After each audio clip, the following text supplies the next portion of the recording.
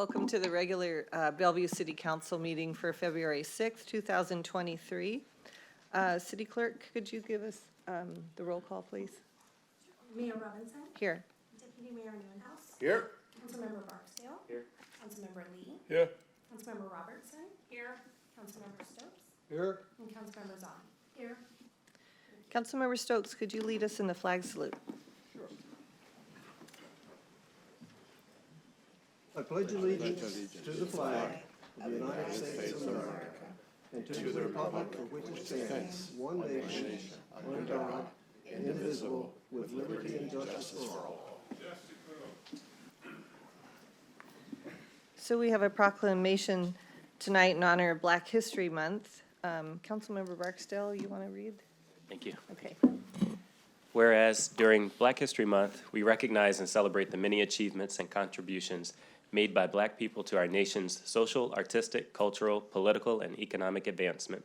And whereas the story of Black History Month begins in 1915, half a century after the 13th Amendment abolished slavery in the United States, in 1926, Harvard-trained historian Carter G. Woodson announced the second week of February to be Negro History Week. And whereas in 1976, Black History Month was formally adopted to honor and affirm the importance of Black history throughout the American experience. And whereas the observance of Black History Month calls our attention to the continued need to battle racism and build a more just society that lives up to its democratic ideals and serves as both a celebration and a powerful reminder that Black history is American history. And whereas the disturbing instances of violence against Black community members our nation has endured over the last several years remind us that we have far to go to end racial injustice and inequity in our country and local communities. And whereas the City of Bellevue is strongly committed to ensuring access, equity, inclusion, and opportunity for all, and whereas we strive to raise awareness of the history and contributions of communities of color through the city's Black History Month events, including a public performance of Living Voices, The Right to Dream, in City Hall's council chambers on February 15th at 6:30 p.m. Now, therefore, I, on behalf of Lynn Robinson, Mayor of the City of Bellevue, Washington, and on behalf of its City Council, do hereby proclaim the month of February 2023 as Black History Month, and urge all citizens to join us as we reflect on our shared history, commemorate and reaffirm the contributions of Black people to our communities, our country, and the world, and continue efforts to battle racism and build a society that is more just, peaceful, and prosperous for all. Thank you. Thank you. I'm actually going to invite us all come down and take a picture, even though we don't have anyone accepting this.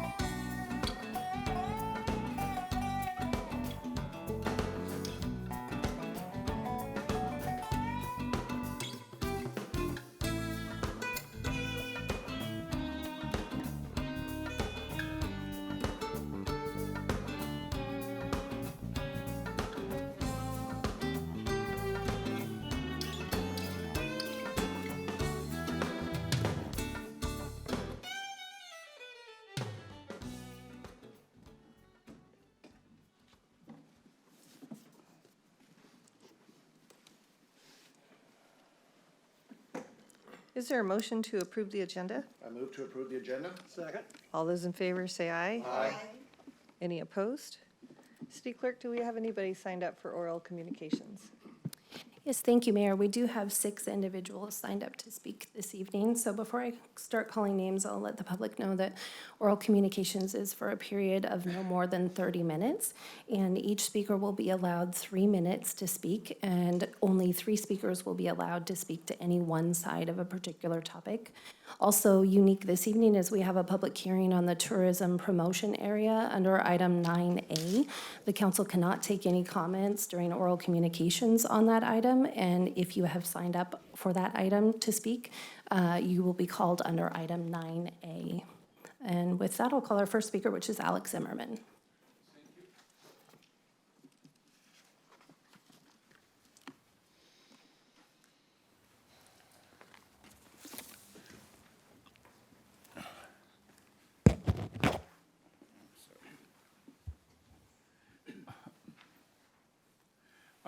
Sie Heil, my dirty damn Nazi Gestapo democracy fascist mob and psychopath. My name Alex Zimmerman. I want to speak about 2 points what is absolutely, I think, critical right now. Point number 1 is a crime. And I live here for 35 years, Bellevue, I love Bellevue, more rich and intellectual city in America. So crime here need be stopped by definition. So I talk to you and I have proposal, so we need open a police commission like Seattle have San Francisco, we big and rich city. We need somebody, you know what it means, 7 or 9 member who will can spoke without limitation. You are always limit us, you know what it means. 3 minutes is it, 30 minutes is it. You are a fascist. So this is a point. So I demand what is this will be public commission. It's good for everybody. It's a win-win situation. If we can, if we will control crime. Like Seattle, stupid Seattle, you know what it means, what is have crime to the roof right now in San Francisco, but we need this commission. It's number 1. Number 2, guys, you're more dangerous than Nazi or communist. Hitler and Stalin, you know what it means, care about children. How is this possible? So this Bellevue school put 1,000 babies from 6 to 10 in one building. Who freaking you? You are idiota. You are sick people. You destroy us generation, destroy everything what has come to future. You brainwash us children for last 30 years, so 85% vote for Democrat. And who are you right now? You're more dangerous than Nazi or communist, because they very care about children. There's a future for them. You don't, we don't have money, Bellevue don't have money. You approve Amazon, you know what it means. And Amazon is $1 trillion company. And Bezos have $200 billion personal money. Where you can come to this money? To the moon? So you need some doing this about this and put ultimatum. Or Amazon give money or no one Amazonian here. And how much they spend for this building, you know, skyscraper, you know what it means? Billions? We need keep children maximum what is possible in empty room, because it's good for children, good for teacher. Is this more teachable? You know what it means? Everybody know a room with many children is not good for business. This not good. Everybody knows this. All country in this planet knows this. So right now I speak to Seattle, to Bellevue, I'm sorry, to Bellevue 150,000. We need clean this dirty chamber from this psychopath, from this degenerate idiot. Stand up, America. Thank you very much. The next 2 speakers on our agenda have signed up together and have a PowerPoint presentation, so we're going to bring that up. And they are John Lohman and Craig Spiesel.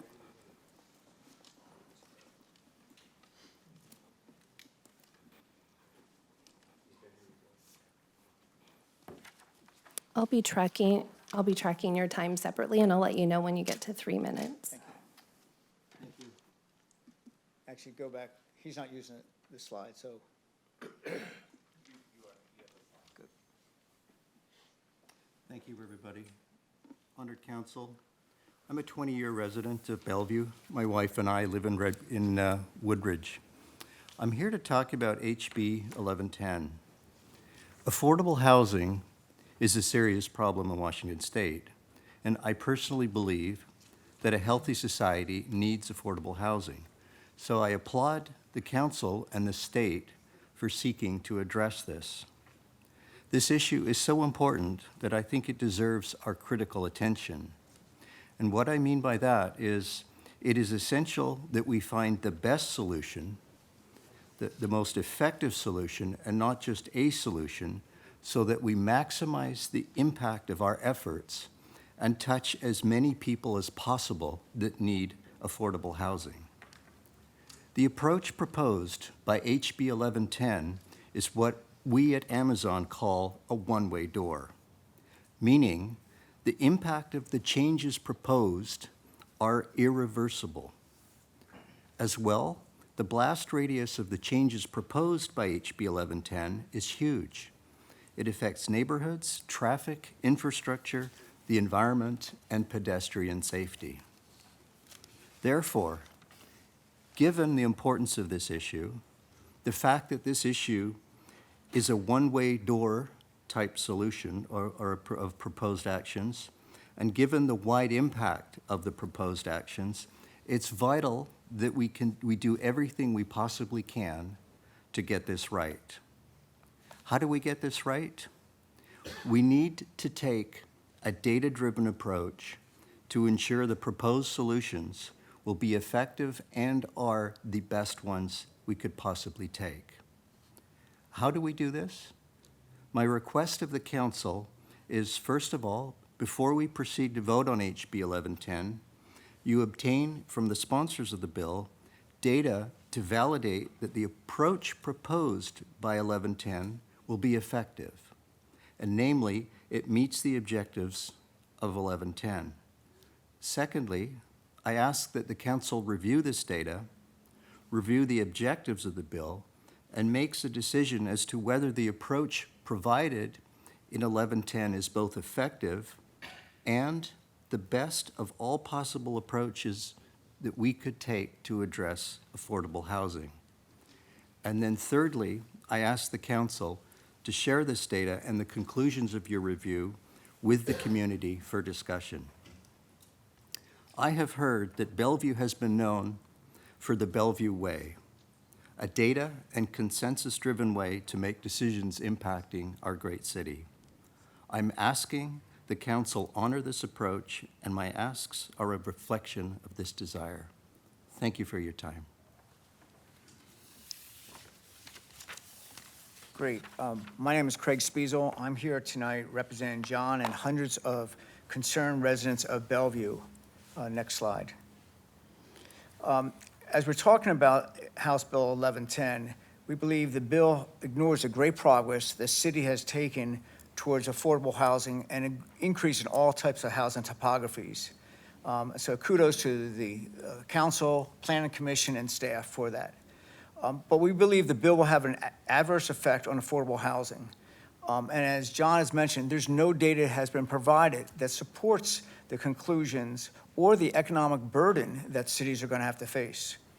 And last is we feel, as written, the bill seems to prioritize the interests of developers and fails to address the core issue of increasing affordable housing. Our asks of council are fourfold. One is consider additional amendments to the draft bill that came to light after your study session on January 23rd. As such, update your letter that was sent to state legislators last week, reflecting these findings, and also to reconsider your previous vote on the other position, reflecting these key learnings and community's concerns. And last but not least is provide us back a written response to this request. I want to very quickly highlight the 8 concerns that we have. Next slide. I'm not going to go into them in detail, but key issues is that we believe there's certainly a high risk of displacing renters and single-family homes as homes are torn down and triplexes are put up. As the city has already understood, is the impact on infrastructure and capacity and cost is unknown, but it could be significant, and we could reach an inflection point in certain neighborhoods. And we believe, as written, that the developers should have the burden for these costs and upgrades, not taxpayers and not cities. Parking and pedestrian safety is another key issue. The bill as written eliminates the need, in most cases, for off-street parking. Where are people going to park? And the concern is we're talking about close proximity of these homes to transit. If there's no sidewalks, people are going to have to walk in the middle of the street. So we believe, as written, it's going to introduce safety concerns. Speaking of which, on transit, is the definition is really inadequate. Should not be by radius. It should be the walking distance.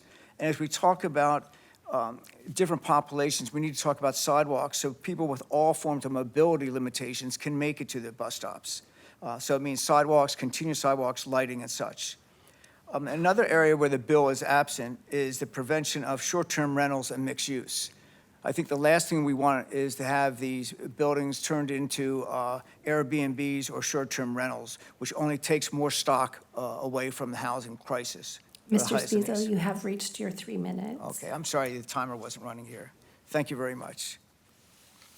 Oops. The next speaker on our list is Trudy Jackson.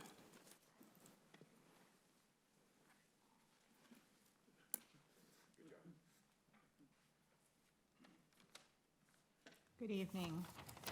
Mayor Robinson, Deputy Mayor Newenhouse, and council members. My name is Trudy Jackson. I live in North Bellevue. I really appreciate the opportunity today to speak about the Isola property in South Bellevue across the street from Redtown Trailhead. On January 25th, the city's Development Services Department issued its staff report recommending that Isola's housing proposal move forward toward eventual permitting. I am one of many concerned citizens who believe this property should not be used for a housing development. 4,900 of us have signed the Save Coal Creek petition stating our opposition to this proposal. This parcel is the wrong place to build homes. The homes would be sprawled across one of the few still undeveloped open spaces on the west side of Cougar Mountain. This location offers no urban amenities, no sidewalks, or safe places for biking to the next neighborhood, and no transit. Even more notable is what we would lose as a community if this parcel is developed. We will lose an important buffer protecting Coal Creek, a salmon creek that the city has spent millions of dollars on to address water quality and sediment issues. The last remnant of a 100-year-old coal mining homestead with its distinctive red horse barn will be lost. And for me, a hiker who thoroughly enjoys the peace and solitude of the Coal Creek Trail, that feeling of solitude and nature will be lost. To express our dismay with the Development Services decision to recommend moving forward with this development, Save Coal Creek will hold a march and rally at Newcastle Beach Park this coming Saturday, February 11th. The rally begins at noon, and we offer a variety of short and long hiking routes to reach the park at noon in time to hear the speakers and write letters to our elected officials. I make this announcement tonight to urge all city council members and any interested citizens who are here with us tonight or listening from home to join our protest march and rally. This is the time to make a difference and to save Coal Creek for Bellevue of today and Bellevue of the future. If you wish more information on the environmental, social, and nature impacts of this planned development, please visit www.issaquahalps.org and join us at our rally on Saturday. Thank you very much for your time. Thank you. The next speaker is Bob Pond. Mr. Pond? Oh, yes. Oh. That's right. I need hearing aids. Haven't got them yet. This is my first time. So I grew up in Bellevue a long time ago. And I've been here for 5 years, so give it a shot here. My name is Bob Pond. My family had came to Bellevue in 1957. I have lived in Des Moines, Washington for 30 years. We fought the plane noise there the whole time. We got all new windows, but the whole south end lost to the airport. I was hoping things would be improved where I grew up. I have lived here for 5 years now. Every summer and fall, we are attacked by 90 decibel, two-cycle leaf blowers. They create a huge level of pollution. There are many of them every day, 3, 4 on every, they're just constant. Please ban them. The people that use them protect themselves with earplugs and gun muffs. Bellevue is not an inexpensive place to live. We deserve a quality of life. They have battery leaf blowers at half the noise and no pollution. Let's end this hypocrisy. This is worse than the planes are left in Des Moines. Thank you. Thank you. The final speaker on our list tonight is Cindy Galante.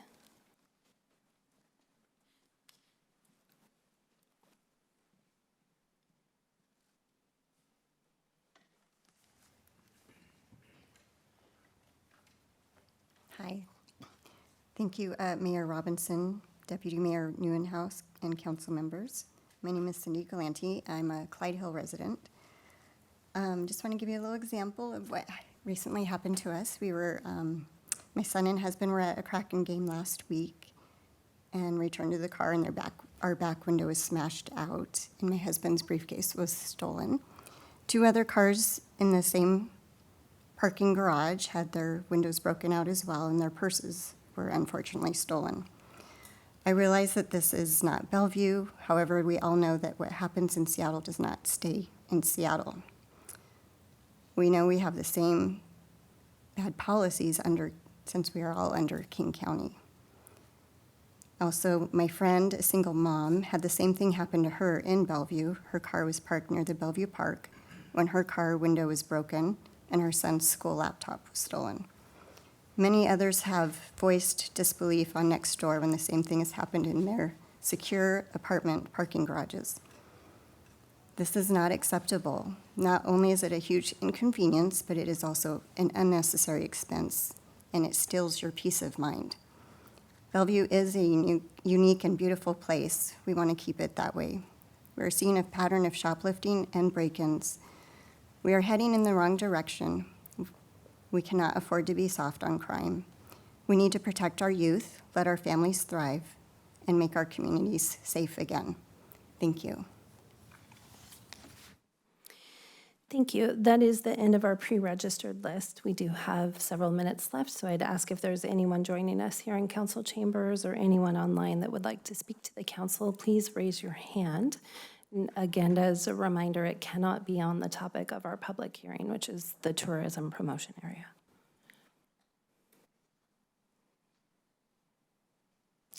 No hands, Mayor. Great, thank you very much. So we have the report of our city manager, Mr. Miyake, and he is going to have staff present on 2 things. The third thing is in the packet. So Mr. Miyake? Thank you, Mayor and council members. The first topic is on the manager's report is an informational update from our Parks and Community Services Department. It's hard to believe that we're already in February, and before you know it, summer will be upon us. Tonight, we want to provide to the council and the viewing public a sneak preview of what types of activities, programming, and events we have planned for 2023. And joining us this evening is Shelley Brittingham from our Parks Department, as well as Jen Newton, both from our Parks Department. So I'll turn it over to you guys. Thank you, City Manager Miyake. And good evening, Mayor Robinson, Deputy Mayor Neuenhaus, and council members. I'm Shelley Brittingham, Assistant Director for Parks and Community Services, and I'm happy to be here with Jen Newton, who is one of our Parks and Community Services managers. And together, we'll share with you highlights of our upcoming summer season program offerings, special events, and services throughout our park system. Planning, preparation, and informing the community starts early for our active summer season. Bellevue Parks and Community Services offers a variety of summer activities, programs, and services for participants of all ages, including lifeguarded swim beaches, day camps, and special events. Our parks and trails provide opportunities for people to gather, hike, play, and enjoy nature. Staff ranging from park rangers to lifeguards, day camp counselors to resource management crews, field and picnic site schedulers to custodial crews support keeping our parks, facilities, and programs accessible, safe, and inviting.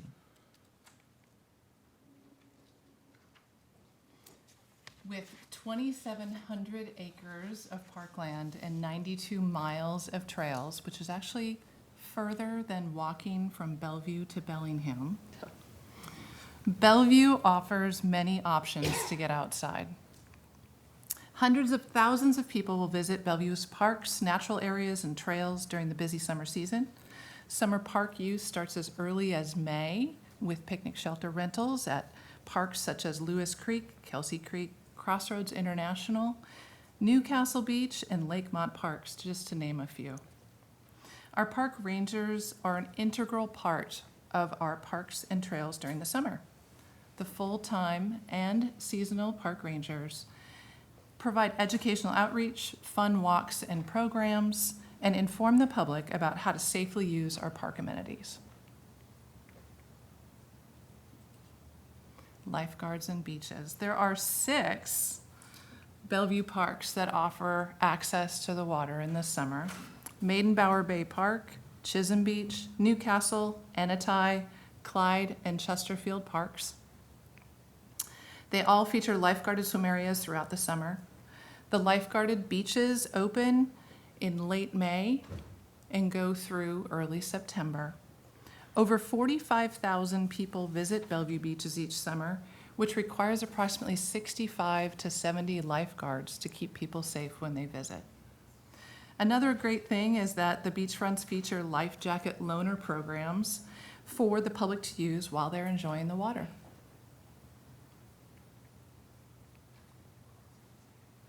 Our summer day camps are offered from late June to late August. A variety of camps from half-day to full-day options are offered for youth ages 3 through 18 at both indoor and outdoor locations throughout the park system.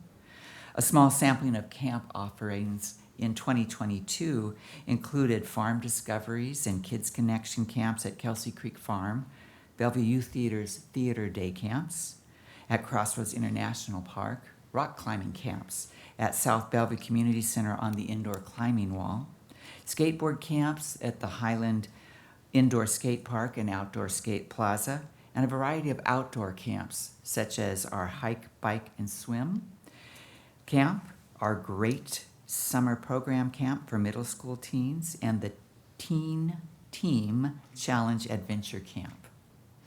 Last year, 2,500 participants registered for summer day camps and served over 1,000 households.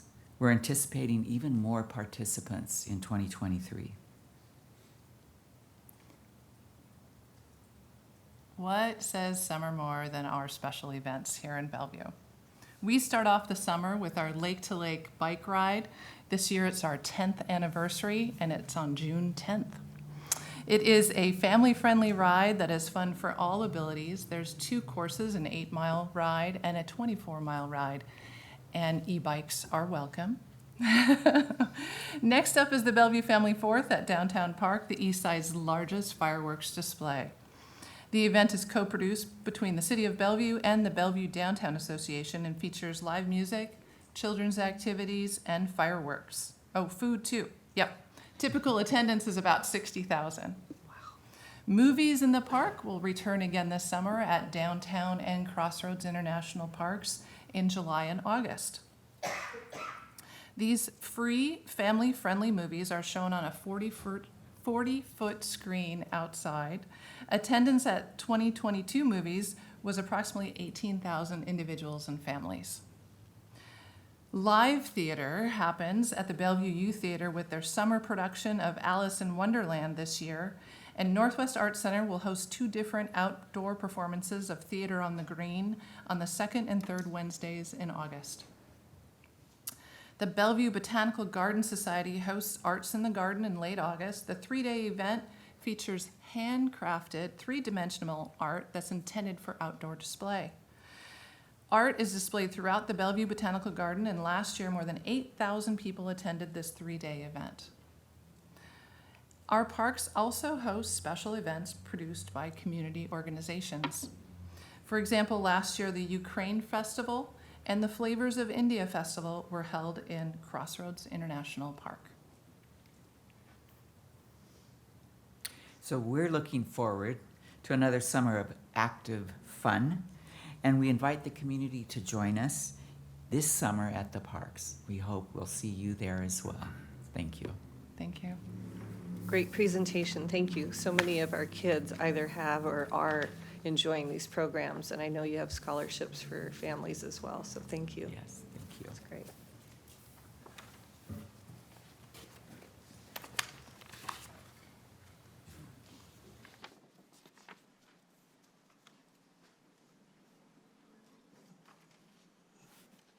So Mayor and council members, the next item under the manager's report is one where the fire department would like to highlight to the council as well as the viewing public efficiencies they've achieved through the use of data and systems through a partnership with our information technology department. Really a good news story. This work showcases the advancement of our smart cities plan. So joining us this evening is Dave Bestes, Deputy Chief, as well as Jeff Hackmeister, all from the Fire Department. With that, I'll hand it over to you, Dave. Thank you. Good evening, Mayor Robinson, Deputy Mayor Newhouse, City Manager Miyake, and Council. It's my pleasure tonight to talk to you about the Fire and Data Systems, our newest division in the Fire Department. With me tonight is the supervisor of that division, Jeff Hackmeister. In addition, this is a collaboration between IT and the Fire Department. With us tonight is obviously the Fire Chief, Jay Hagan, and the Director of IT, Saber Schneider. There'll be no decision for you tonight. This is just informational only. So the agenda tonight will include how the formation of the data and systems team, the partnership we've included with IT, innovation and efficiencies we've found, and then we'll have some examples of outputs at the end. So this truly meets the council's priority number 22. Each point of that priority is met through this division. We leverage data and technology to enhance community engagement, equity, and accountability. We are able to measure and share interactive reports of key performance indicators across all of our divisions within the department.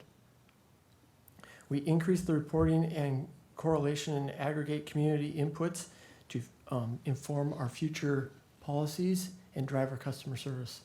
And then finally, we set up dashboards and continually report on progress against council priorities and your vision. It ultimately, it helps us stay accredited. With the accreditation requirements that continue to improve or increase, been accredited for 25 years now, but without data and without the ability to take this information out, it'd be a large struggle for us to be able to remain accredited. Okay. Ultimately, when I was hired 29 years ago, we had paper. It was very hard to get data back out and to evaluate how we were doing. I can remember stacks of paper and sometimes triplicate. We had 5 different people in different divisions throughout the department that was all working on some aspect of data. With Jeff and the new division, we're able to take those 5 people and put them under one person. And they're working collaboratively towards how we get our data out and how we improve and build on customer service. And with that, I'll pass it to Jeff. Thank you. So as we started the project of building this team, we were given 3 main goals from the leadership from the fire department. First was to improve our data entry through training of staff throughout the fire department. This could be EMTs in aid cars, firefighters on the engine, care staff working in the community, fire prevention folks doing maintenance inspections. Everyone throughout our department is creating data for us at some level. We manage over 20 different data systems in the fire department, and every one of those has human entry coming into it. So we needed to improve our training and make sure that we were getting the most accurate data possible.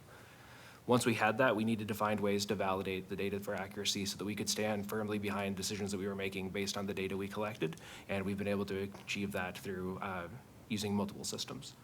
Finally, the goal was, with the data that we had, was to improve the service to our community, both internally and externally. So could we provide better service to our members? Could we provide better service to the city and ultimately to everyone in Bellevue? And we knew we couldn't accomplish any of these without partnering closely with IT. We could work on several shared goals and share resources. So after several weeks of meeting and developing a plan, we quickly came on 3 projects we could tackle quickly. First was we developed an internal ticketing system within the fire department. So for those of us that work every day at City Hall, we know that the IT department is quick and responds to IT tickets that are submitted through our system. But that breaks down slightly with our unique staffing model in the fire department. So if you're on the last couple of hours of a 48-hour shift and you're gonna be gone for 4 more days, you submit an IT ticket, it's tough to follow up. And if you're on the other end of that request and receiving it in the IT department, you don't always speak the same language as a firefighter, and understanding the issue that they're having is sometimes difficult, and when you can't follow up with them for another 4 days, it becomes quickly a headache for both sides. So we developed an internal ticketing system where those requests, rather than going to IT, come to my team. We're able to interpret and triage those. Most of the time, we handle them in-house, and when we need to partner with the support staff, we're able to repackage that in a way that's easier to be understood, and then we're also the main point of contact, so we can make sure that those are being delivered on quickly. Secondly, we started doing monthly coordination programs. So once a month, myself, Chief Bestie, and PJ and Shello from the IT department meet, and we're able to consolidate a work plan. We're able to address what our issues are with pain points that we're creating for the IT department, and talk about what we have coming in the pipeline. So we have a 3, 6, 9-month plan that we're working towards. They have the same, and we're able to make sure that we're aligning on those. So as new capabilities come available through IT, we're able to jump on those and help pilot programs that are coming up. And they're also able to anticipate the needs that we're going to have as we continue to develop our team and our resources. And then my personal favorite project we've worked on is driving the Power BI platform for reporting. So as I mentioned, we have 20+ data systems that we're using, and we're able to consolidate reporting, make it streamlined access for everyone across our department, and for the first time, really start to tie together the different data sources that we have. Where we had a siloed version of, we knew a building existed because we had partnerships with development services. We knew we had inspected that building within the last year with our fire prevention staff, and we knew that 2 years ago we had been out there for a small fire. We weren't able to tie all those resources together, and now we can have a consolidated picture of what we're doing and how we're keeping Bellevue safe. So the innovations and the efficiencies that we've seen so far, thanks to our work, the better alignment of the data staff has led to a better service for the frontline firefighters, EMTs, and our CARES department.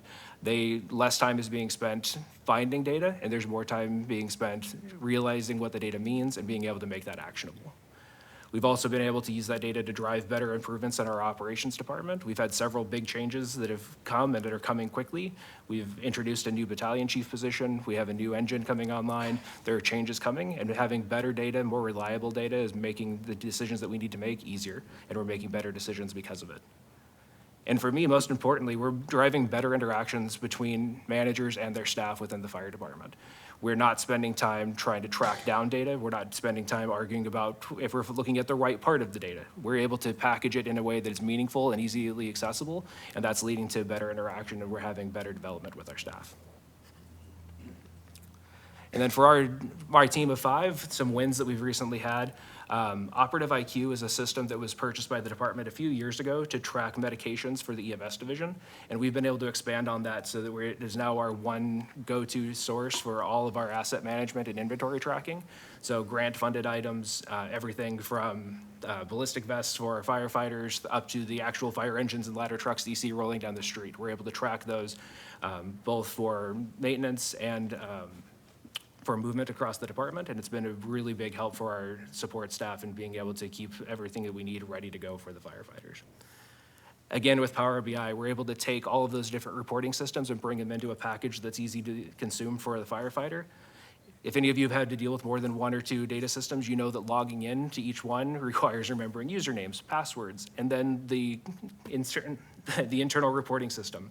And again, we have 20+, and the folks that we're working with, they have better things to do than to learn how to pull a report out of all 20. So we're able to bring reporting into a consolidated method. It's the same report no matter what it is that you're looking at, and we'll show you an example of that here in a second. And finally, we're developing better technical training for current and upcoming company officers. So going beyond what our training division does, which fire attack, patient care, now we're developing data training for those that are in leadership positions now and who we see that are on that track so that we can have the next generation of leadership in the department.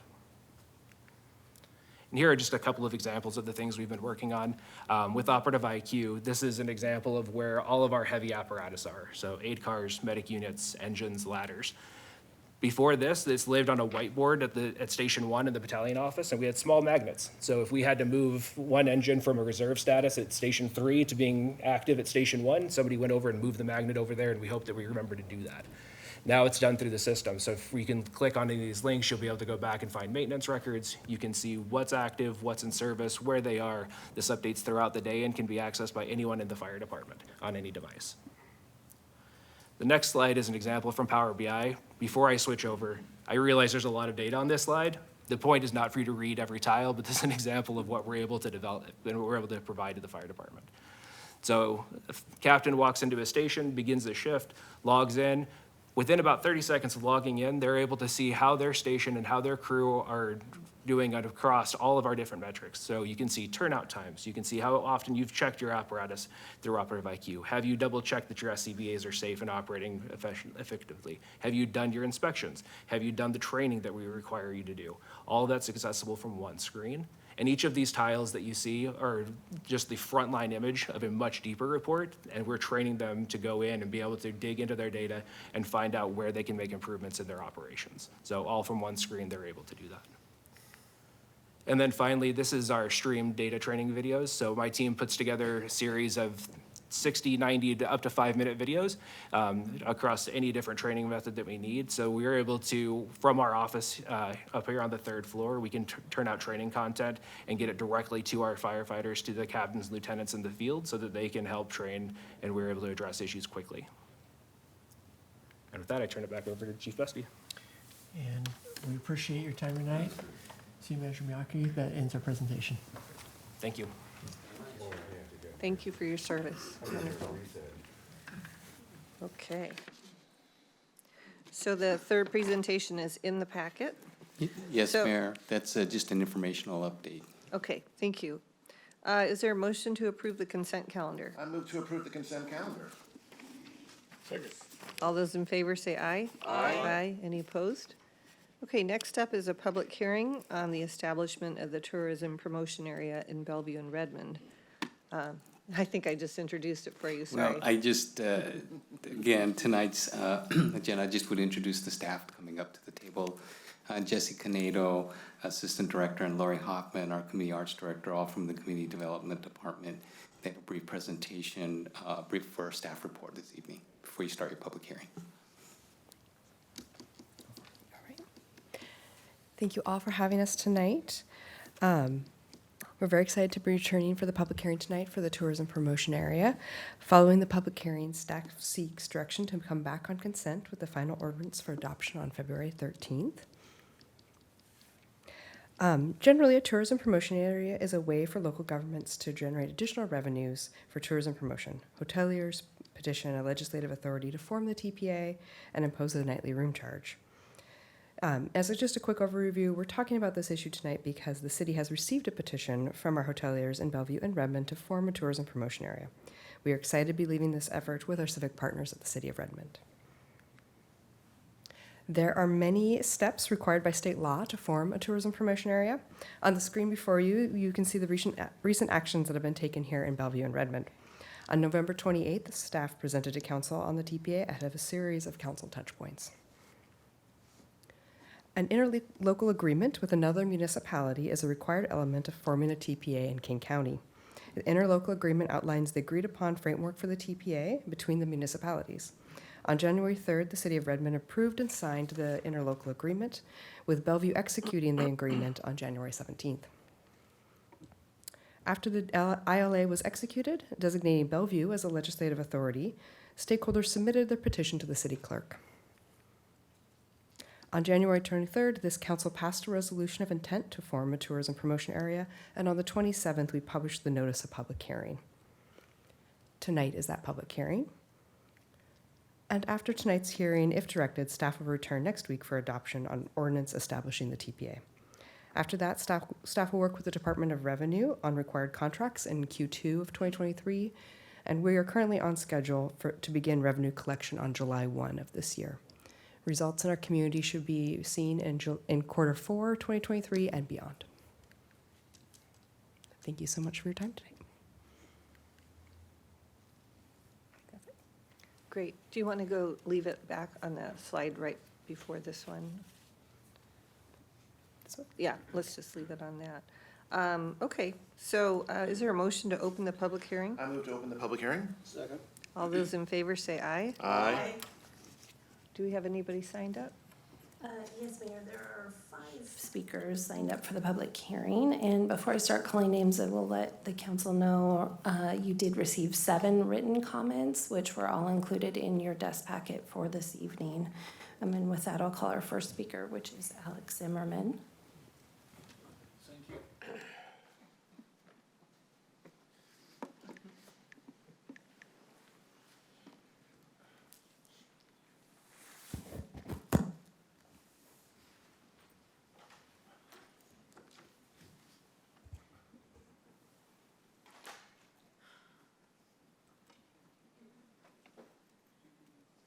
Heil.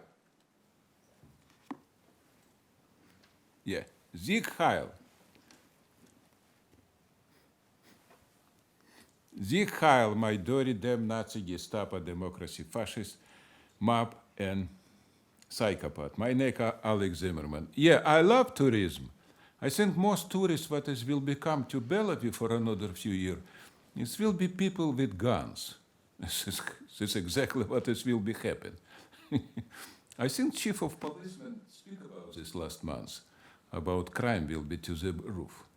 And I explained to you, I'm totally agree with him. First, we have the Sound Transit 3, absolutely idiotic situation for Bellevue. I live this 35 years, yeah, and I like Bellevue. Probably best place, what as I know, in state Washington, maybe in America. So crime will be to the roof because people will become, because it's rich location, too many fat people. You know what it mean? Stealing something, serious stealing, and people come to her and talking about this.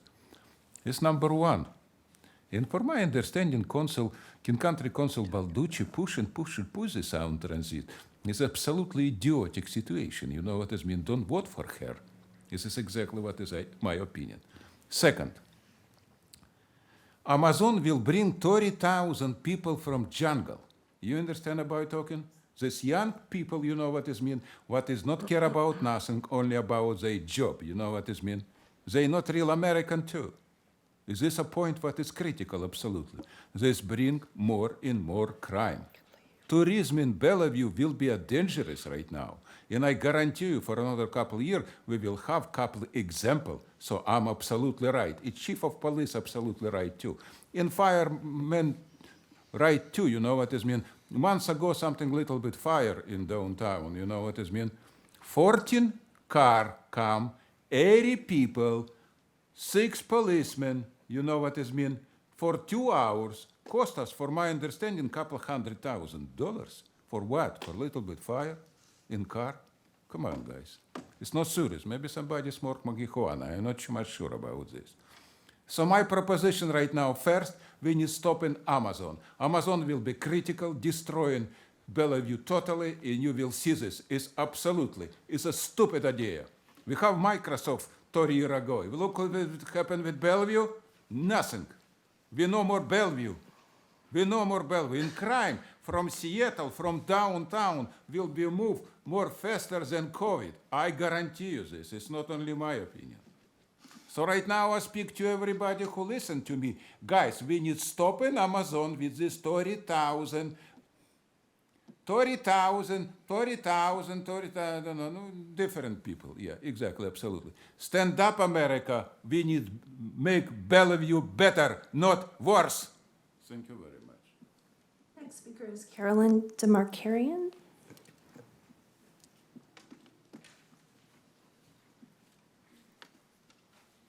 Good evening. My name is Carolyn DeMarcarian. I am the general manager of the Marriott in Bellevue. You can see the red sign here. I've been in this position in this hotel for about 5 years, and I have truly enjoyed my downtown Bellevue business community. I would like to thank the City Council and the staff at the City of Bellevue for your ongoing support. The Bellevue hotels have all been working together since 2020 in the formation of a new tourist promotion area for Bellevue and Redmond. On behalf of my hotel, my owners, and our employees, we strongly support the formation of a TPA and urge you to support its formation and implementation. As you know, the pandemic hit the hospitality and tourism industry harder than most others. In my position, I had to lay off many team members without knowing when they would be able to return. I also watched large in-person events canceled at our hotel and other hotels in the city, the Maidenbauer Center, and other venues with no idea as to when these large events would take place again. For hotels like mine, we rely heavily on Visit Bellevue and the Convention Center to bring visitors to our city and to our businesses. Corporate travel is starting to return, and we are optimistic that we can once again position Bellevue for future conventions and business events. Bellevue needs to continue to develop and grow our tourism industry, along with more sales and marketing investment to attract new business. The TPA program is like a self-funded stimulus, which will help us increase much-needed tourism development, conventions, meetings, weekend business, events, festivals, and activities, and making Bellevue more competitive. That is why the TPA is so important and why we support it. Currently, the Bellevue funding levels for sales, marketing, public relations, and tourist development are much lower than other destinations within the industry that we compete against. This TPA will help bridge this gap and make Bellevue truly a competitive destination. With this TPA, it will directly assist in increased occupancy for hotels like mine and develop weekend events where the Bellevue hotels need it the most. Not only will this TPA greatly impact hotels, but it will also help my fellow Bellevue downtown small business partner with increased visitors to our restaurants, cafe, arts, culture, retail, and nightlife. Hotels in Bellevue are looking forward to bringing more visitors to our city and showcase our world-class hospitality. I urge you to support and ask that the council adopts the TPA ordinance, which will help hotels and small businesses bring back more staff as the tourism industry within Bellevue continues to rebound and grow. I thank you for your support and for your time tonight. Thank you. Thank you. Our next speaker is Dan Ulam.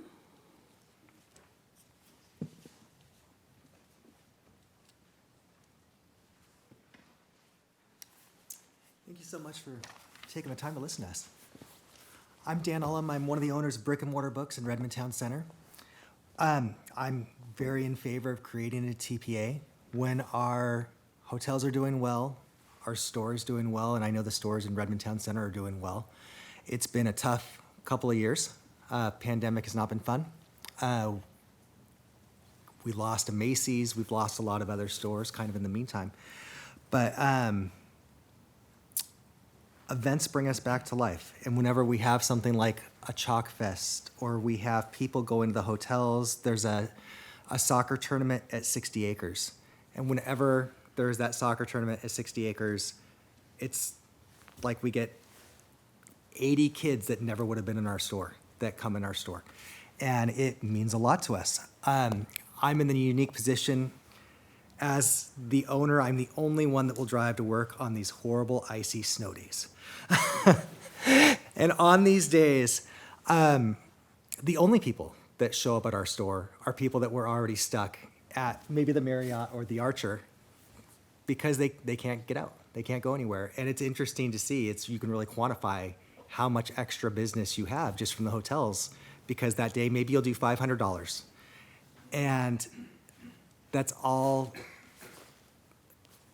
people in the hotels where we would have done absolutely nothing. And I can't see that on a day-to-day basis. I don't ask people, are you staying in a hotel on a day-to-day basis? But just seeing those particular days when it's really icy and snowy, knowing those are the only people we get in, I know that having full hotels really helps our business, and it's a significant part of our business. One of the things we've done, we have quite a few crossword books. We have quite a few word searches and activity books that sell really well to people that are staying in the hotels as well, so we market directly to them. I think the only other thing I want to say is that we have a pretty amazing area in Redmond and Bellevue. They're, Lake Sammamish, we have music at Marymore. We have all these amazing microbrews, and I don't think they get promoted as well as they could. And I think this is really an opportunity. And, personally, we're working on doing a kids book festival. We have 60 authors or so that we're looking to bring in. Right now we have about 40, including one of the recent Newbery winners. And having an organization that, can spread the word out and get people in, that would be huge for us. So, yeah, thank you so much for your time. Appreciate it. Thank you. Our next speaker is Jeff Eisenberg.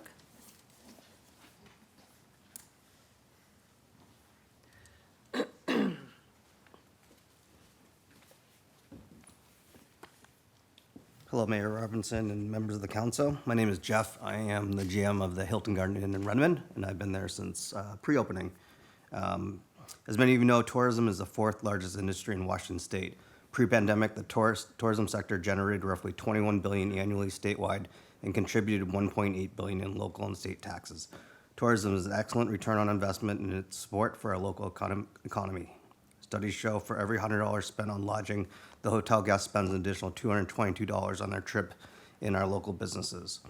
For us, pandemic-wise, it was really hard to get staffing. And now that we have that staffing, we really want to make sure we have the business to keep them. So we need our hotel rooms filled so our room attendants can get 40 hours a week.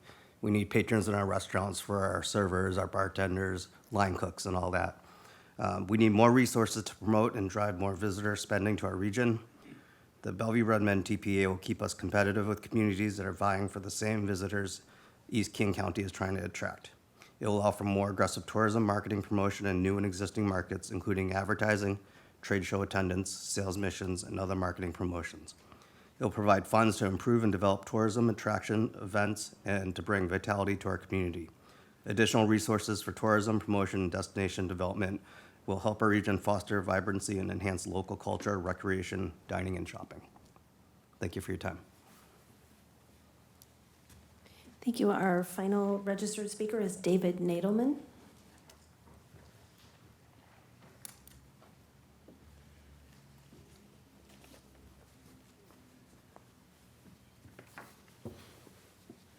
Good evening, City Council members. My name is David Nadelman. I'm the General Manager of Hyatt Regency Bellevue. I'd first like to thank the City Council, the City of Bellevue, and specifically Bellevue's Cultural and Economic Development Team. The Bellevue hotels have been engaged together with you in the formation of a new tourism promotion area for Bellevue and Redmond. We jointly developed the Bellevue Destination Development Plan. The activation of the TPA is an important inflection point as it will provide us the ability to generate the needed resources to invest in the full implementation of our shared strategic plan. In order to better compete for Bellevue's market share, support future growth, and increase Bellevue's awareness and visibility, we need these additional funds to support tourism development. Although we know what a world-class city Bellevue is, we are extremely challenged with not having the proper funding to compete with other destinations and telling the Bellevue story to the world. In fact, we're currently at 25% of competitive levels in our industry. We compete with many cities across the country, including Seattle, that just opened a brand new convention center, Portland, San Francisco, San Diego, Denver, Salt Lake City, and Chicago, to name a few.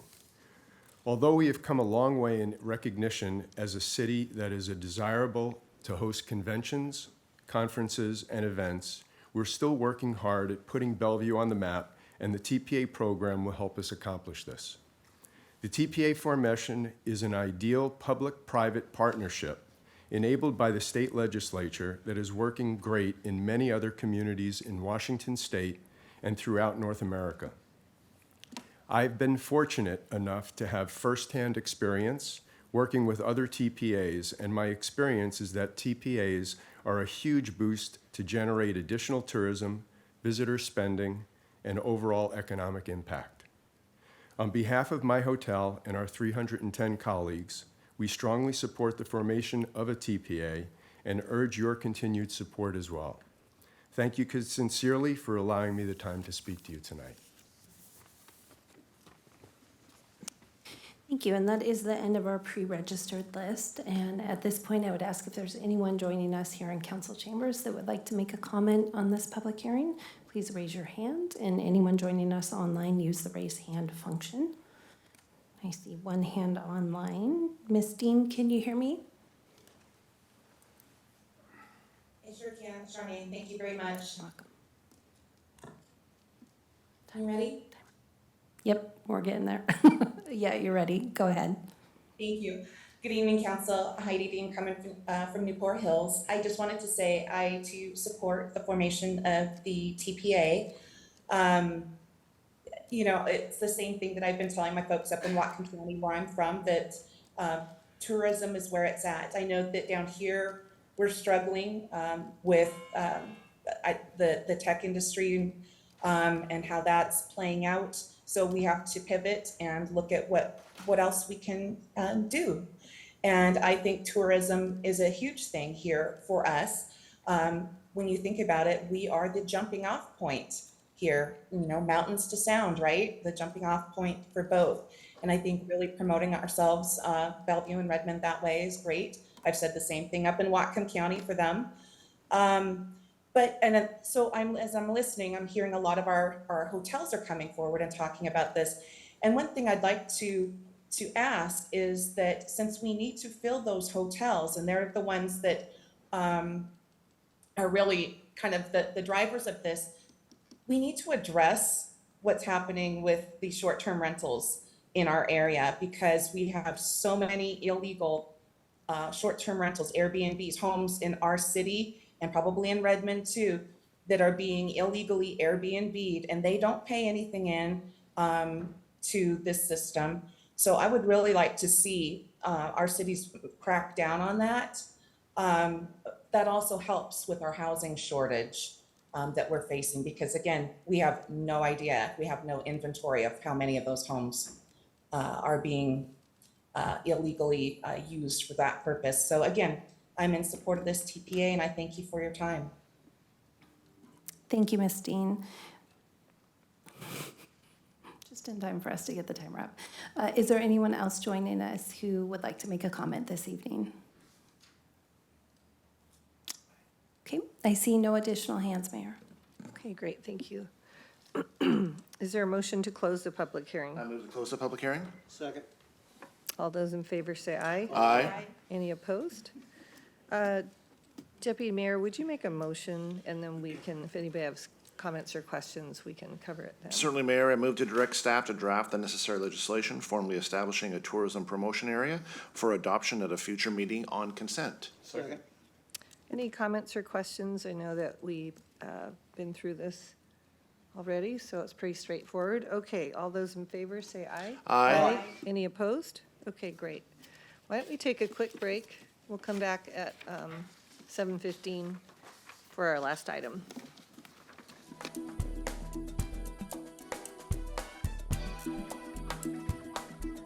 Study session this evening is a staff presentation on the final report on the autonomous vehicle strategic vision. And just by way of background, the autonomous vehicle initiative is an outcome of the city's smart mobility program, as well it is a council's 21 to 23 priority. Last time this was in front of council, I believe, was in June of 22. And joining us this evening is Chris Long, Assistant Director, as well as Daniel Lay, Senior ITS Director, both from our Transportation Department. I'll turn it over to you two gentlemen. Thank you, City Manager Miyake, and good evening, Mayor Robinson, Deputy Mayor Neuenhuis, and Council. We are excited to be here today to talk about the completion of our autonomous vehicle strategic vision. So today we're going to enter into a discussion of what we accomplished through this plan, what the recommendations were that for our next steps, and then talk a little bit about the AV testing that is currently happening today in Bellevue, and what other future opportunities there are to advance AV operations here. And as a reminder, this task was born out of the Smart Mobility Plan that we prepared in 2018. There was one of the 6 initiatives that was in that plan was to advance autonomous and connected vehicle technology through further investigation into how Bellevue could how autonomous vehicles can fit with Bellevue and what Bellevue needs to do to fit with the autonomous vehicle industry. And with that, I'll pass it along to Daniel. Thank you.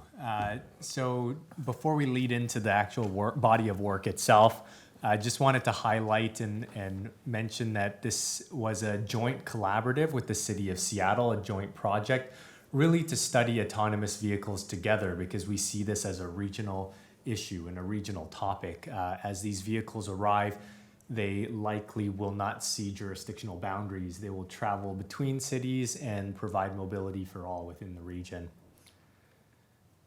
And so the goals that we came up with as we embarked on this work together, there are 6 of them.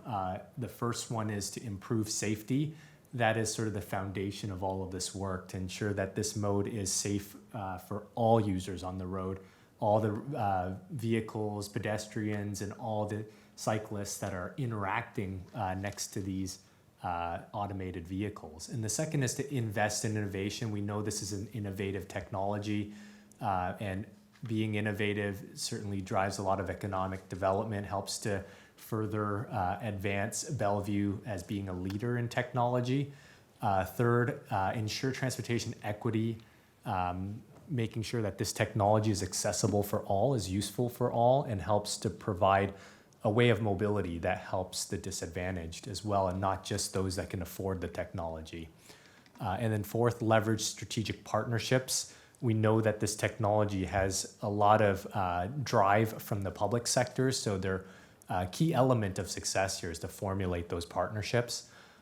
Fifth goal here is to increase mobility options. I touched on that previously. And then six is to enhance sustainability as well, making sure that this technology is thrives and is sustainable and is compatible with all the other modes that are used by the public too. And all of these goals were developed through previous bodies of work. In Bellevue, that was the Smart Mobility Plan. In Seattle, that was the New Mobility Playbook. And then we took a lot of the findings and also recommendations and guidance from the Washington State AV Work Group that was formulated in 2018. I'm going to ask you to stop for just a second, and maybe we can shut, or just partially shut those doors back there. Thank you. Amazing acoustics in this room. Yeah.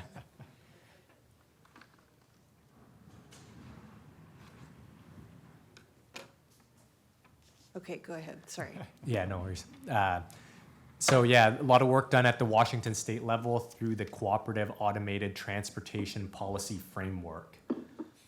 And so as part of this project, just a reminder, we worked with a lot of stakeholders, both at the public sector level and also the private sector level, to understand all the aspects that we need to consider and all the variables that would influence the outcome of this technology. And some of the key themes that we identified include consider the AV curb usage. AVs have a close tie to using the curb space and needing places to facilitate pickup and drop-offs. So that's a key element. Ensuring safety of AVs on our public roadways.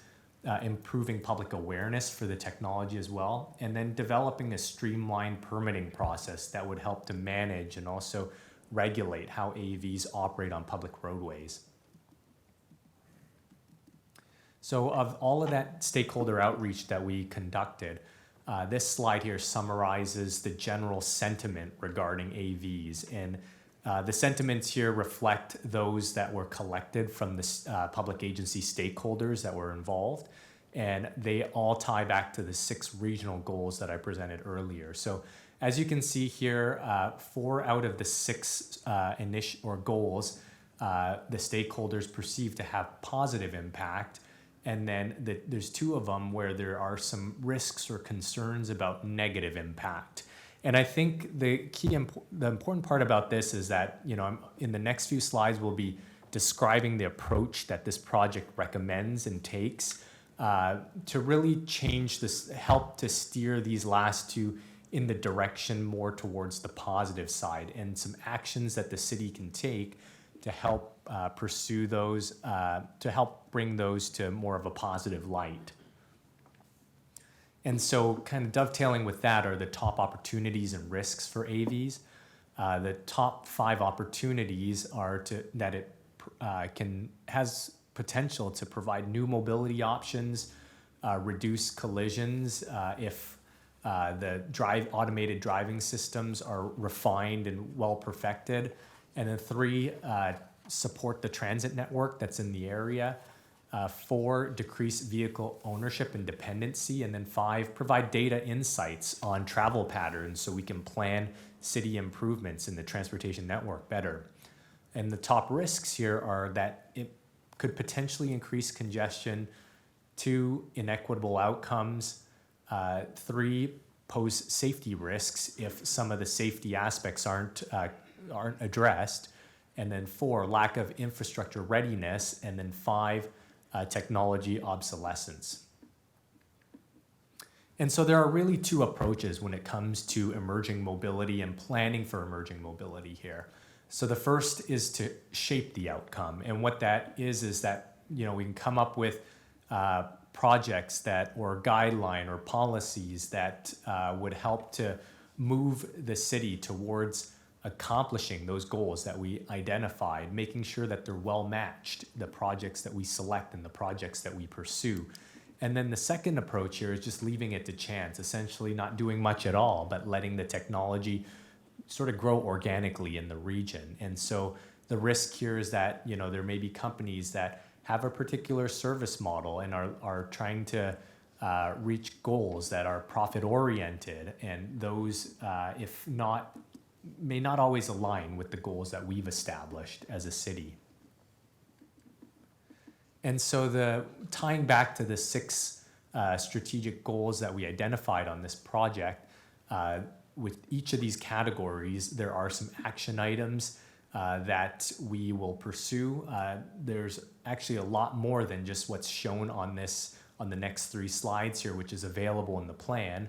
But for tonight's meeting, we'll be highlighting the green near-term actions that we'll be describing in a little bit more detail. So in the leverage strategic collaboration aspect, you know, we plan to identify some small-scale pilots that will provide opportunities for public experience. We think this is important because until the public gets a chance to experience the technology, feel it, be able to ride in one, gain trust in the technology, then that's when they start to accept it and be able to support the city in pursuing these a broader rollout or a broader deployment. And so within the ensure safety category, we have one of the near-term actions being to establish permit requirements for AV testing in commercial operations.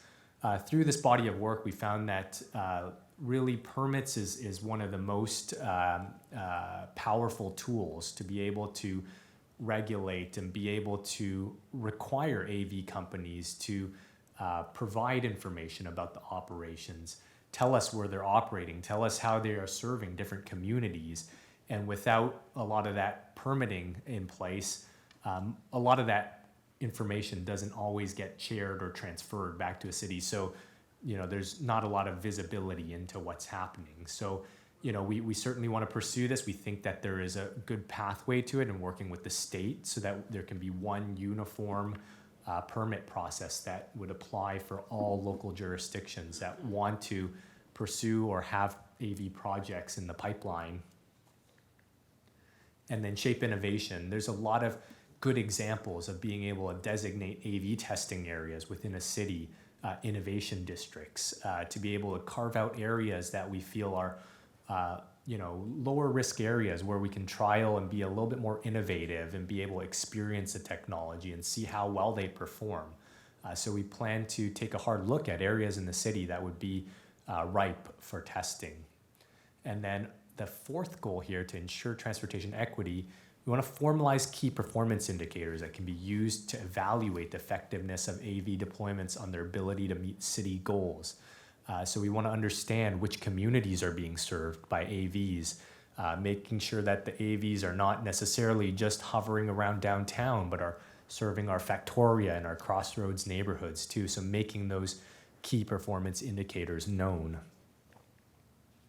And then increase mobility options. We want to identify high priority community focused use cases for AV and search and partner with private sector for those use cases. And I think the key word here is community focused. We want to provide a service that the community can make use of and will benefit from, not just deploying for the sake of tech, but really have something be useful in our community and seek that feedback back from the community and make good on it through AVs.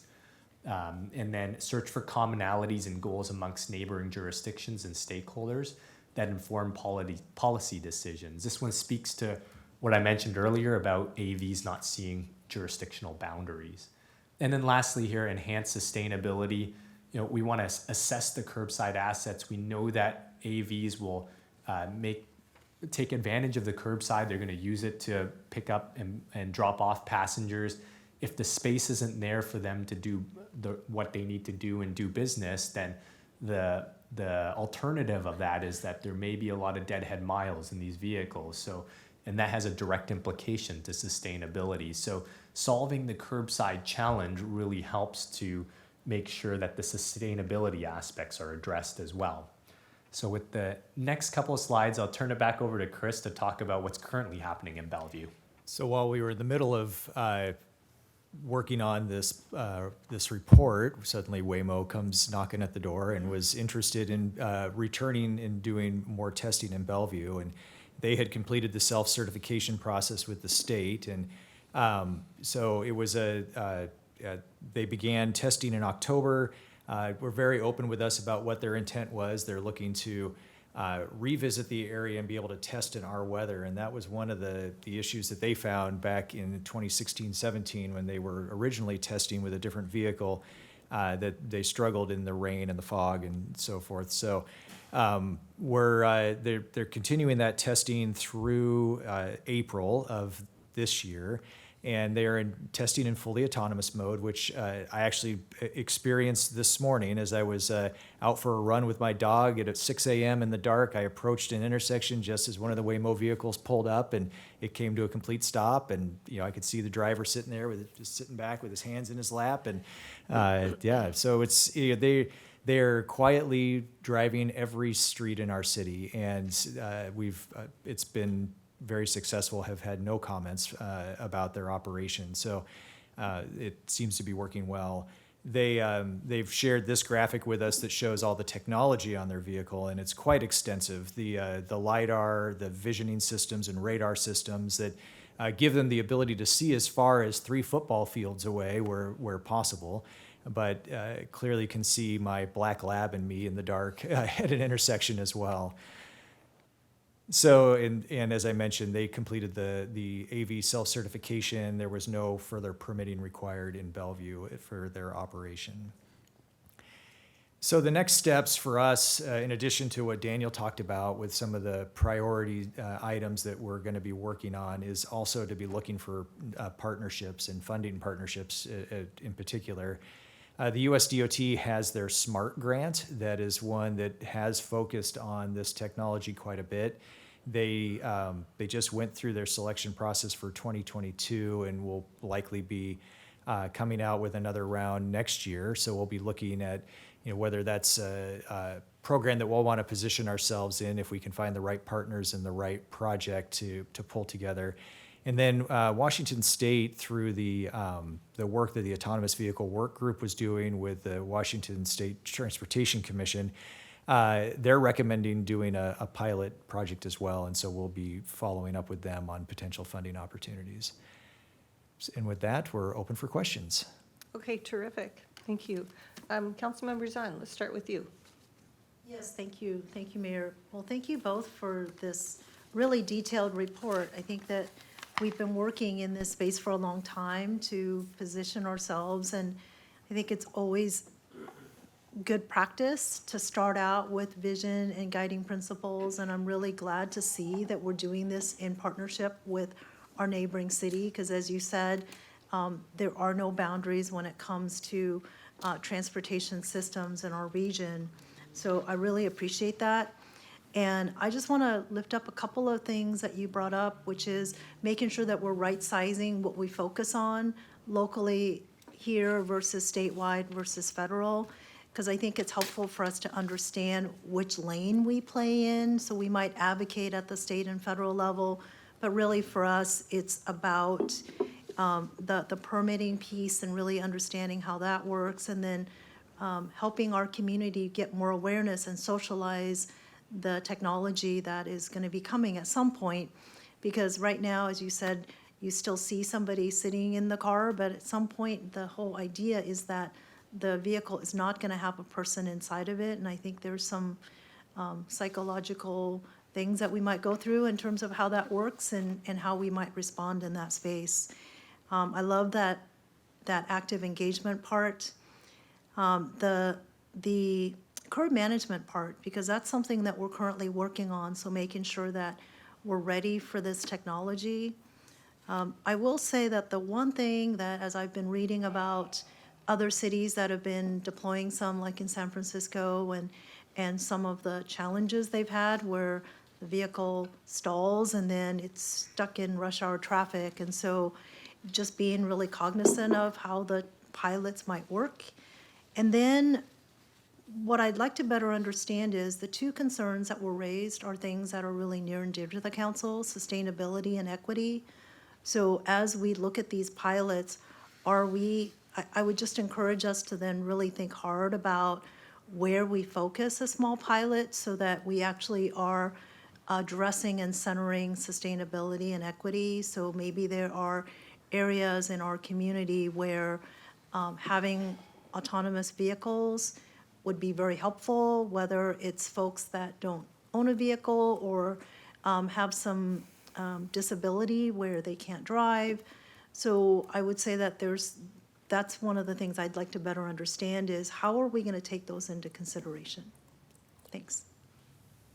Great, yeah, there's a lot of good examples across the nation where it has been done successfully. There's a good program called Go Marty in Minnesota where the government agencies partnered with a group to provide transit for the accessible, and it's all driven through AVs as well. So those are the type of partnerships. And then Las Vegas has one that was designed for the medical district as well. So those are some examples to really learn from and, take parts of it to replicate and apply to Bellevue. And what's the timing for that? I know it's in the short term. The short term is within the 0 to 5 year kind of time frame. But I think those types of projects, I think, as Chris mentioned, there's a funding aspect to it as well. A lot of these, outside of the robo-taxi, which we hear a lot about from the news in San Francisco, those ones have a private sector business model that sort of runs and keeps it sustainable. But a lot of the other services, we would have to program within sort of city kind of existing city programs or kind of our capital or our ITS budgets to see if we can advance. So I think we still need to do a little bit mapping to see where those funding sources would come from to answer that a little bit better. Okay, thank you. Councilmember Robertson. Thanks. Well, I am just so thrilled to hear the status on this. We've been working on this for so long, and it's, the future is here, right? It's coming. I have a couple of questions with regard to our local permits and or the state permit. Do either or both of those permits require the companies that are testing the AVs to have adequate insurance to indemnify the city or the state for allowing the testing to go on within their borders? They do. The self-certification process with the Okay. state requires that the company hold a minimum insurance and indemnify as well, and that flows down to the local governments as well. I assume so, but I just wanted to make sure that our permits have it too. And then, as we're working with these different companies who are piloting this, I think it would be really helpful if we had an agreement with them where they could share back data and feedback on what they're learning, how their systems are interacting and working with Bellevue's systems, because I know that we're doing a lot of technology innovation and improvements in our own transportation system, and to the extent that what we're doing feeds back and helps AVs work better, and what AVs are doing will give feedback to Bellevue and help our systems work better. I think that could be a really good opportunity to leverage the private investment and their data gathering to make our systems stronger. So are we doing that? And if we're not, should we? Yeah, that's a great question, and we always, that's where we want to start from. I think that's what we always want to ask. I think a lot of companies see that as a challenging barrier. There's a lot of secret sauce, proprietary things that happen behind the scenes with these companies, and I think they protect a lot of that data for competitive reasons. And our engagement with some of these companies is that it's challenging for them to share data unless it's required. And unless it's something that they've provided to other governments in the past in other locales that they're working with, it's generally, really challenging, I would say. And especially if it's a local permit, what we've heard from some of the companies that we've talked to or are working with is that they really want to see a statewide requirement, something that is sort of developed such that the requirements aren't different as you cross into Redmond or you cross into Newcastle or Renton. They want something that is sort of uniform as they can so that they can drive through the region with one rule of engagement. So one of the action items that we will take is to actively work with the state to make sure that our desires, wishes, and data requirements are reflected well in what would be representing our needs. Great, that would be super, because for example, if they have problems at one of our intersections, if all the different have problems at one of our intersections, we should know that, so we could figure out, is it a system problem with them, or is it a system problem with us, and we can fix it if it's on us. Right. So, thank you. Absolutely. Councilmember Lee. Thank you. Well, a week ago, your director, Andrew, gave me a call and said, hey, let's have a meeting, talk about, our smart technology. And that's music to my ear. And then when I saw on our city council agenda tonight, read your report, and when I thought this is, well, not music to my ear, it's Picasso to my eyes. That is if you like Picasso. I've been pushing on this for a long time, as you know. When I came to the council, the city talked about IT, intelligent transportation system. In those days, it means traffic light. How do you synchronize it? That's like, now, however, we didn't stop there. That's our technology at that time. We put in a lot of infrastructure. We put fiber optics. We put in cameras. We put in the IT department. I don't know, somebody IT here. We put in lots of money, millions of dollars. And so we are very advanced in our infrastructure to be ready, prepared for the next technology. And finally, it's happening after 20-some years. And of course, things speed up. So I'm really glad, and I went to read the report. It's amazing, great report. It's so thorough, very well covered, and it's like you've been working on this for a long time, years. I just wish we had been working, known it for a while. We can give you some, of our idea and thoughts. But it's very well done. So it probably isn't too much to add in terms of what you have done, you have looked at. But that's what kind of I want to bring that up first. A little bit surprised. You mentioned other cities are doing it, Minneapolis doing it, so on and so on. So why, if they can do it, why can't we do it? That's the question.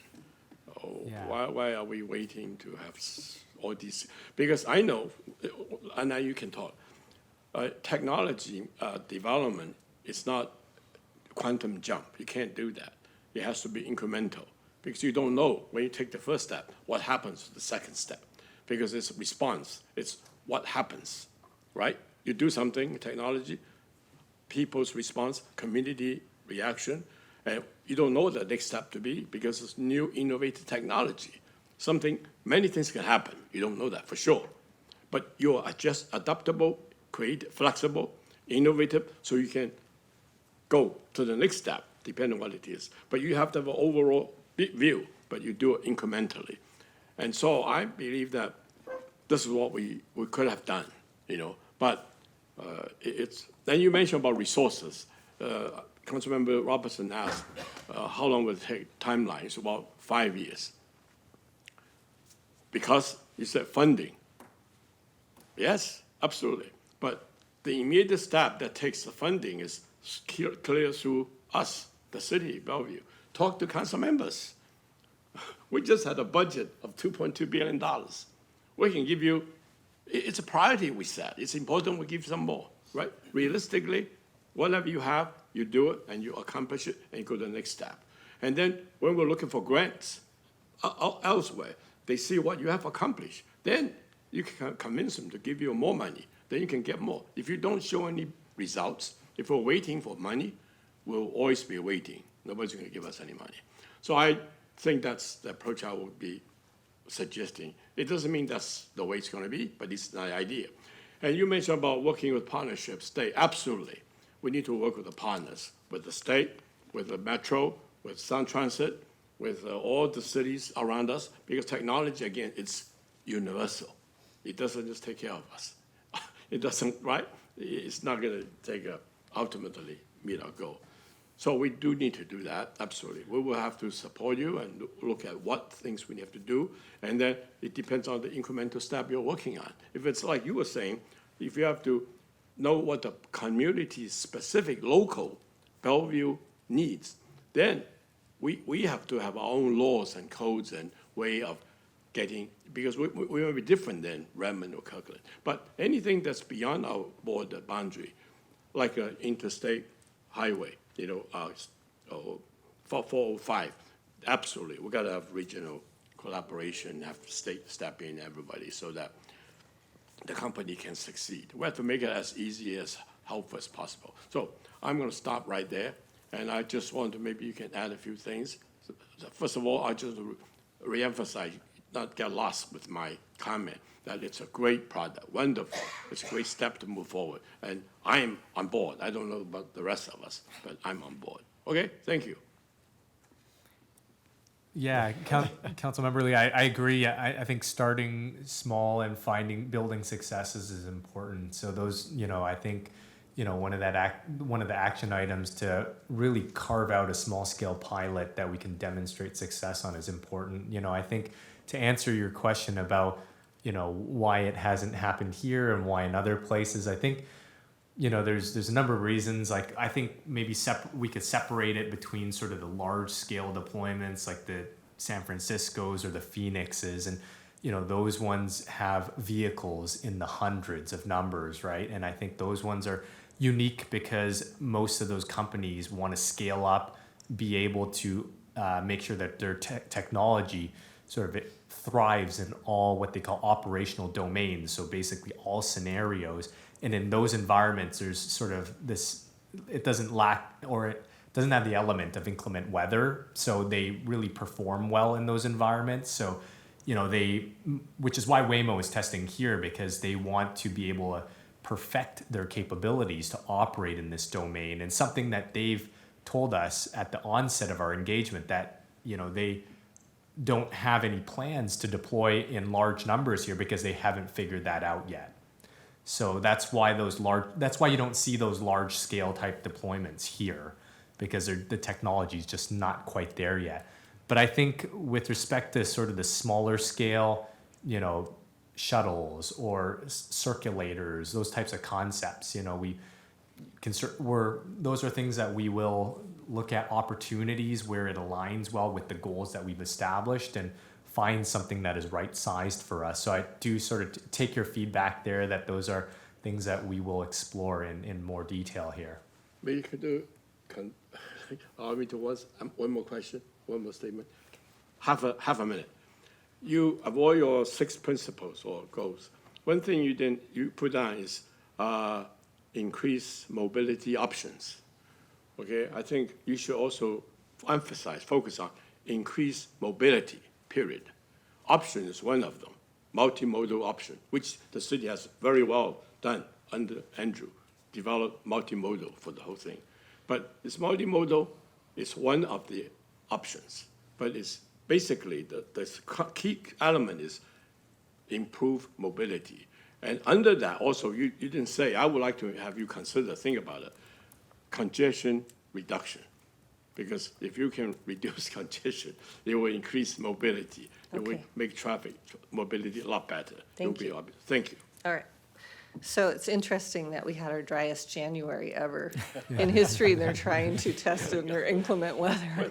This is exciting because we're not doing legislation or anything, but it's the first time that we've had technology come to us when we're looking at the parameters of what we're going to, allow and provide for in the city. And so I'm really excited at looking at this further and seeing how we implement a program. I think it's a missing link for a lot of our seniors in our community who really have trouble just getting on to their medical appointments or any kind of appointments or just going out to have coffee. So this could be a real solution for that.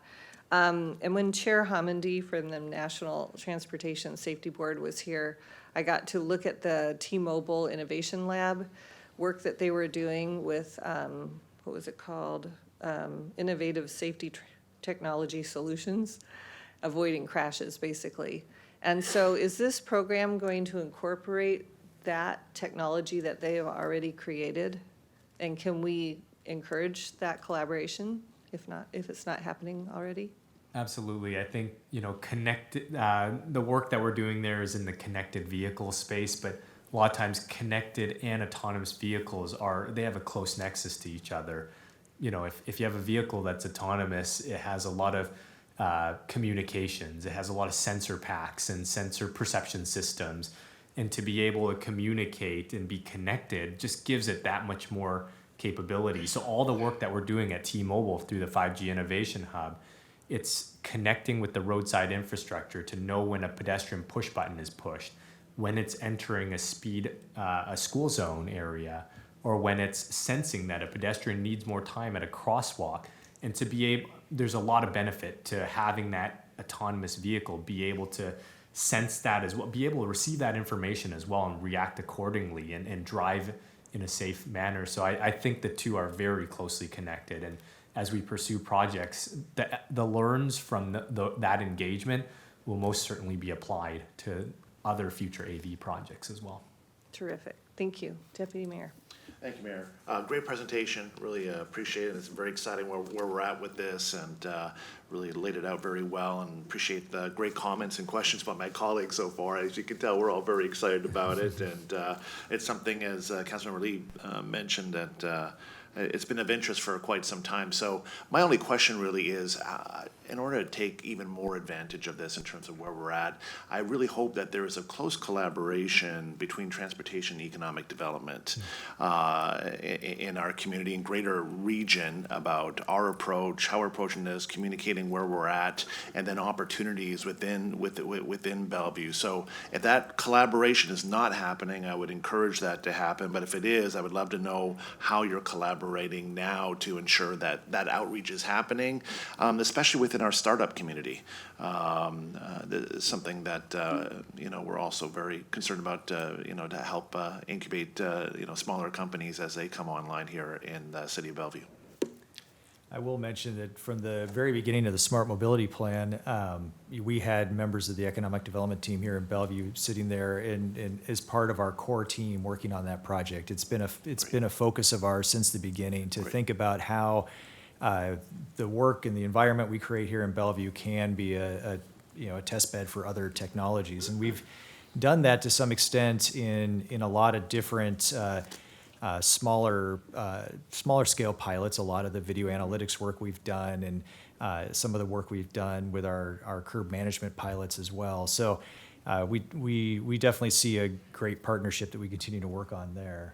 I don't know if you had anything else to add. Yeah, and in our engagement, the stakeholder list, there's companies small and large in the AV space, and I think a lot of those smaller companies are probably the opportunities that are more short-term pursuits that will result in something tangible that we can see. So something that we'll pursue for sure coming out of this body of work.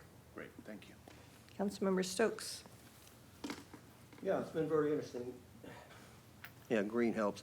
It's a really good conversation. I had questions on this, and we've had a lot of information out already on this. One, looking at this, I find it interesting that when the public looks at this, we're talking about autonomous vehicle strategy, but this is really autonomous commercial vehicle strategy, or taxis, so to speak, on this piece. I mean, it's all tied into it, but I've had some people question that, about kind of a little bit confused with where this is all going, and we're tying it in together, right? We're using the information from this and planning for private autonomous vehicles as well. What's the connection there? Yeah, so within the document, we outlined the different use cases for AVs, commercial certainly being one of them. So the commercial being the more like the ride hail type service for hire. But within the document, we also discussed personal vehicles. There's freight delivery as well, freight operations. There's also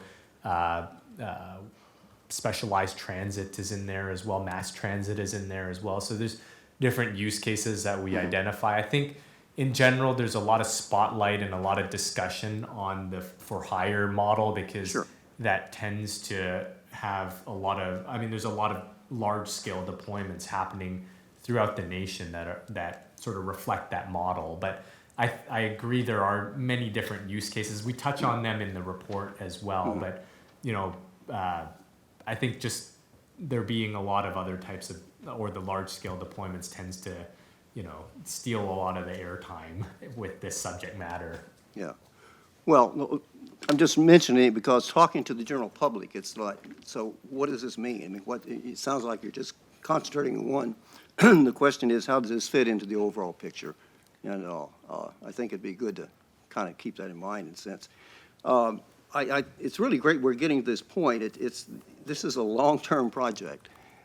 We started talking about this back in, it's been 15 years since we've been talking about this. And we had two big meetings with East Side Transportation Partnership, remember, on those, and it seemed like things are moving there. It's one of these things that it takes a lot longer than you think it's going to, but it's a little, I'm hoping that we're making progress. We seem to be still talking kind of about what we were talking about 5-10 years ago. And do you see any big leaps in this coming? Is this something that we can expect? Because we could talk about this and do the planning for a long time. And where are we in actually putting this in place? Yeah, I think, back in the day, there was sort of a lot, I mean, understanding the use cases was important. I think, at the time, maybe, there's a lot of use cases that we may have been excited about, but not understanding what the driving force behind all of them would have maybe not resulted in the outcome that we wanted. Like as an example, if we were wanting to pursue the robo-taxi model back then, and that was one way that we can make make it known that there's AVs in Bellevue.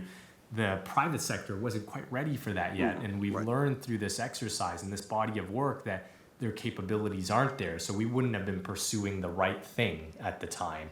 So I think with this work that we've completed, we certainly gained more understanding about what's ready and what's right-sized for Bellevue. And so I think now we're sort of at the inflection point of really selecting the use case and the form factor and the partners that would be best fit for us. And having not done this work, I think we may have pointed to a lot of the projects that we see in the news, like Phoenix having the Waymo One program being accessible to the general public, but not really realizing that that type of a project isn't directly transferable to Bellevue yet, or this region yet. Okay. No, I'm just, it's one of these things we have to keep in focus on it. And again, for the public, it helps to make sure they understand the context of the whole piece. But it's really exciting to see this, particularly since we've had the ups and downs on how this is going, and it's still a lot of work ahead of us on that. But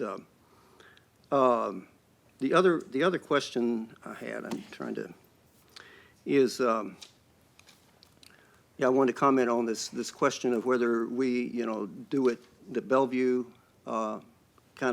we do it this way and everybody's kind of doing this way, and I like the approach you take in terms of the regionalism. It's just like our regular cars right now. We do some things different. Maybe we have 20 miles per hour on a road and somebody else has 25, and those kind of things. We have different parking things, but in terms of overall, it's a regional thing. When people, as you mentioned at the beginning, we're working it all together, and people drive, and that's why the streets are all the same. And Bellevue contributed something very positive several years ago in the traffic lights and the stop signs and all that. I mean, the traffic lights and things. And so I hope we're keeping up that, both, really excelling in what we're doing in Bellevue, but also being a part of and learning from and adding to the whole region, because when it comes down to it, and we got, more people driving into Bellevue from outside of Bellevue every day to work here. And so it is a regional piece, but it's great to see Bellevue leading in it. So I really appreciate it. I hope we have more of these and keep up with where we're going and hope we are accelerating, up the hill. Thank you. Thank you. Thank you. Councilmember Barksdale. All right, thank you. No pressure Take to as hit much that goal. time as you like. All right, yeah, I'm equally excited about the application of technologies that you've shared today as well, as you've heard already. I'm going to add on to the for-hire question or model. Really looking at how this could be a seamless experience for our community. So this is broader than just this this use case or this technology, but just in general, how are we tying in Orca for a more seamless experience for riders?